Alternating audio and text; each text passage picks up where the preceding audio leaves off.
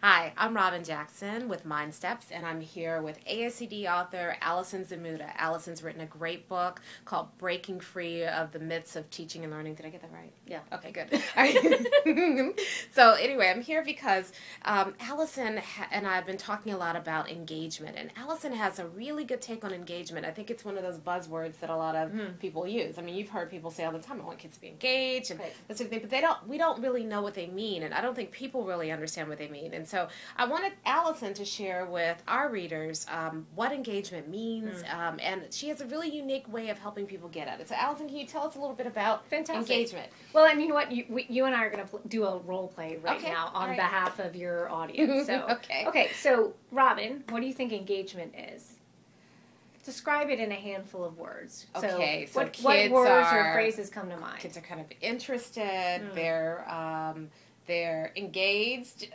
Yeah, and so that's really where you get started, because when you ask that question, and I asked that question today in the institute that I was doing, people say stuff like that. Yeah, so, I mean, kids are interested. Yeah, they're interested. They're paying attention. They're tracking. I mean, it's engagement's really hard to describe. I mean, we use the buzzword, and I think we all kind of have a sense of what we mean, but I mean, how do you define it? Well, when it comes to engagement, when you start saying they're interested, interested isn't enough of a visual indicator. So how do you know they're interested? Well, what you already said, 10 seconds ago, well, they're tracking me with their eyes. Okay, so now all of a sudden... And I was reaching for that. That's a concrete visual, though. So I can actually see kids tracking me with their eyes. But that's not enough when it comes to thinking about engagement. So we do this exercise when I'm starting to work with a group of teachers, so that there are two reasons why we do it. Number one, I need to get a sense of their natural conversational language, so that I'm understanding and I'm honoring how they describe engagement or disengagement. But the second piece is, what's the opposite of engagement? Disengagement. Yeah, and so I think that's what everybody says, and absolutely, you fell into that fun trap. Yeah. But at the same time, drill down a little deeper. So disengagement, what's that code for? So describe that to I'm me. assuming that it's when kids are not interested, their heads are on their desk, they're just kind of going through the motions, they're being obedient, but they're not really excited about what they're like. They're not thinking. I think that's kind of, for me, engagement, because I'm so into rigor. You see evidence that kids are thinking when they're engaged, and when they're not engaged, you don't see those evidences. Absolutely, and so you actually hit it on the head. Disengagement is the lack of thought. I like that. Disengagement is a lack of thought. Okay, I like that. Yeah. And so when you're thinking about disengagement, I would suggest that disengagement falls in two camps. One camp, we know what that looks like. That's defiance. And defiance can be outwardly defiant, or it can be passive-aggressive. Okay. So outwardly defiant, you can do a visual descriptor for that. Yeah. So a visual descriptor of that is literally putting a hoodie on. Oh, yes. And lying on top of your desk. That's right. Or pulling out other work and doing that work. Absolutely. Or nowadays with the kids and their phones, pulling the phones out. Yep. Okay. And so when teachers describe their pet peeves, many of their pet peeves are really in that kind of defiance category. Okay. All right. That makes sense. sense. But for me, there was another general section of pet peeve that I had. Kids that were being compliant, dutiful, ritualistic, right? Now, see, a lot of teachers want that, right? See, when they say, I want kids to be engaged, that's really all they're asking for, is I want a kid to just kind of do what I say when I say do it. And you're saying that kind of compliance is not engaged. Now, that's interesting. So then what is that? Well, it's interesting. When I start talking through what disengagement is, and we're talking about the descriptors of a compliant, dutiful kid. This is a kid that will do exactly what you want them to do when you want them to do it. This is a kid that's following directions. But why isn't that engagement? Why is that different than engagement? Because it seems to me that a lot of teachers would kill for kids to just do what they tell them to do. That's right. And I think that's really where we're struggling right now. When it comes to thinking about engagement is intense. There's a level of focus, determination, perseverance, right?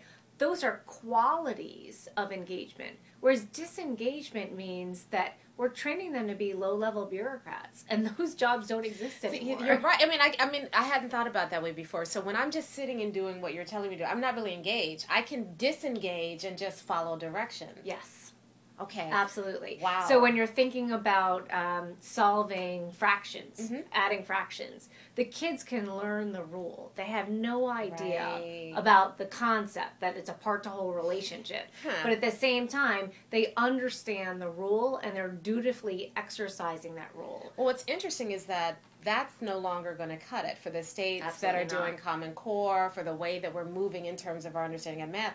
You can't do that anymore. That's so right. that we have to kind of rethink what we think of as engagement. That's interesting, because I hadn't thought about disengagement as a kid who actually is obedient and is doing it. But now I see that it's if you can disengage, and in fact a lot of kids play that game, don't they? They go to school, they do everything they're told, and then people leave them alone, and they're free to kind of think about whatever they want to think about, and they don't have to commit to anything. So when you're thinking about a visual indicator of student engagement, we can talk about kids that are intensely focused. Right, and that goes beyond just, can you track me with your eyes, That's right? Or take out your pencil and everybody follows directions. That's right. So what does intensely focused look like? Intensely focused looks like kids really engaging in the particular problem, text, challenge, or inquiry. But what does that look like? Well, it's a kid that does things that sort of mask as disobedient, but are actually identifiable because they're fascinated by the work they're doing. So an intensely focused kid doesn't pack up when they're supposed to, doesn't move on when they're supposed to, doesn't stay seated when they're supposed to, because they're intensely focused on the pursuit.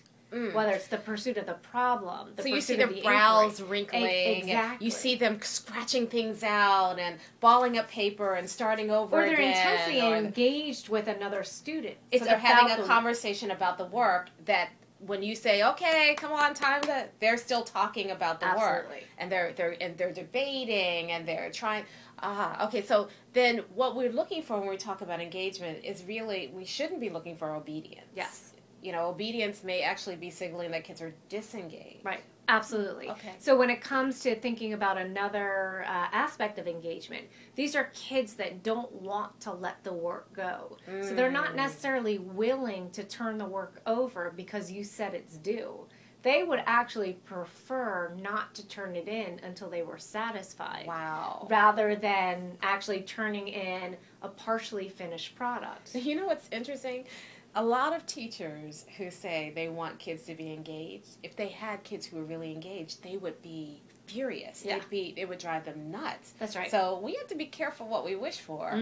Well, this is a kid that absolutely interrupts you. They don't care if you're talking to another teacher, the principal, or the Pope. It doesn't matter, because they want to talk to you right now because they found something that they are excited about, or they're stuck, they're frustrated, and they need you to get them unstuck. And they need you right now. Because if you don't get them unstuck right now, then Absolutely. they're going to lose it, you know. Yeah, and so, they're losing it in a passionate, energized way. Not lose it like I'm going to fall off a cliff kind of thing. Right. So I think the aspects of engagement really, once again, can mask of an outwardly defiant kid. But we also need to really step back and start thinking about the patterns. And so that's the challenge that I'm asking your readers to think through. Everybody knows what engagement and disengagement looks like. First, put it down to paper. And based on the examples that I have given you in the blog, you'll start to see some of those concrete examples. So these illustrative examples might be a first draft. They might get excited about that. Or you might say, okay, I get what it is that they're going after. Now we can do it and make it our own. Okay, so we're going to stop the conversation here, but I want you to join us for part 2, where Allison talks a little bit about how you can start looking for, or she puts it, hunting for engagement in your own classroom, and look for opportunities to get kids more and more engaged. In the meantime, please download the tip sheet that Allison's created. It's a wonderful tip sheet. It'll be a great tool as a starting point for thinking through what engagement means to you. And also sign up for our newsletter and get more tips like this as well. Thanks for joining us. I'm Robin Jackson with Allison Zmuda. Oh, by the way, check out Allison's book, Breaking Free of the Myths of Teaching and Learning. It's with ASED. It's a fabulous Charlotte's book. You'll love it. And so check her book out as well. Thanks for joining us. Thank and you. we'll join you again next time for part 2.